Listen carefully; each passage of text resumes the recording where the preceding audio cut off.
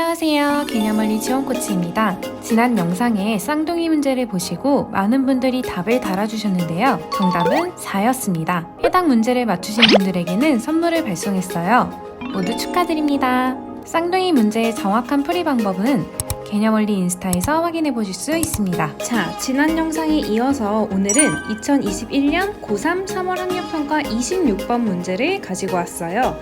그럼 문제 한번 볼게요. 문제에서 같은 종류의 연필 6자루와 같은 종류의 지우개 5개를 3명의 학생에게 남김없이 나누어 준다고 했어요. 네, 각 학생이 적어도 한 자루의 연필을 받도록 나누어 주고 싶다고 했고요. 지우개는 받지 못하는 학생이 있을 수도 있다고 했네요.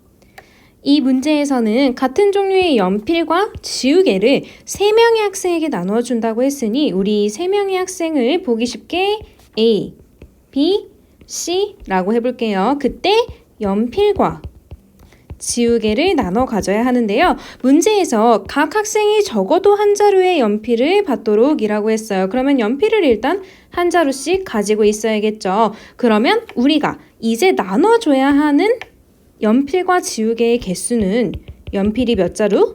3자루가 남았고요. 지우개가 몇 개? 5개가 남았어요. 연필은 이미 문제에서 말하는 적어도 한 자루씩 가져가는 것을 해줬기 때문에 그리고 남은 이 3자루에서는 순서 필요 없고 중복도 허락해도 되겠죠. 남은 3자루를 A가 전부 다 가져가도 한 자루씩 이미 가져갔기 때문에 상관없다는 얘기예요. 3자루를 중복을 허락해서 3명에게 나누어 주겠다 해서 계산을 하게 되면 10가지의 경우가 나오게 되겠고요.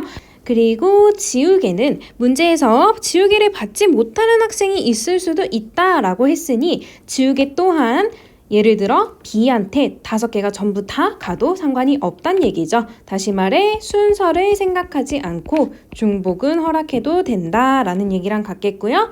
얘 또한 5개를 중복을 허락해서 3명한테 줄게요 라고 해서 계산을 해봤더니 21가지의 경우가 나오게 되겠네요. 그러면 연필과 지우개 다른 경우죠. 그래서 따라서 전체의 경우의 수는 10가지 곱하기 21가지에서 210가지가 답이 되겠고요. 정답은 1번이 되겠네요.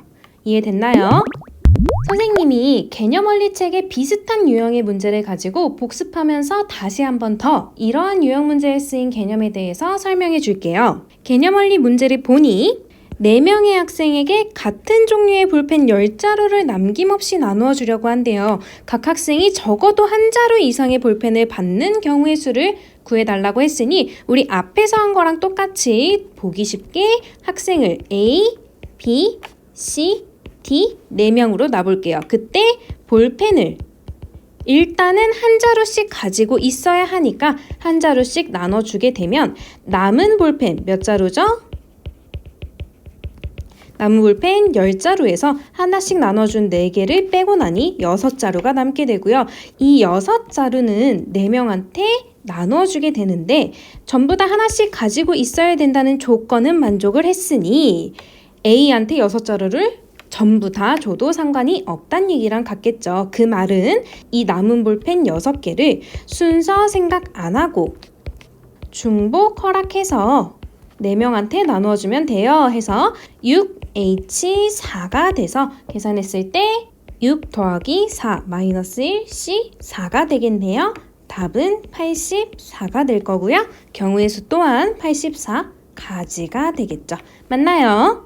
어때요? 이제 중복조합에 대한 개념이 머릿속에 쏙쏙 들어왔나요? 마지막으로 선생님이 비슷한 유형의 문제를 만들어 봤어요. 문제가 나오면 영상을 잠시 멈추고 천천히 풀어보면서 배운 개념들을 적용해보세요. 혹시 이 이외의 질문이 있다면 댓글로 남겨주세요. 선생님이 답변 달아줄게요. 그럼 다음 문제에서 만나요. 안녕!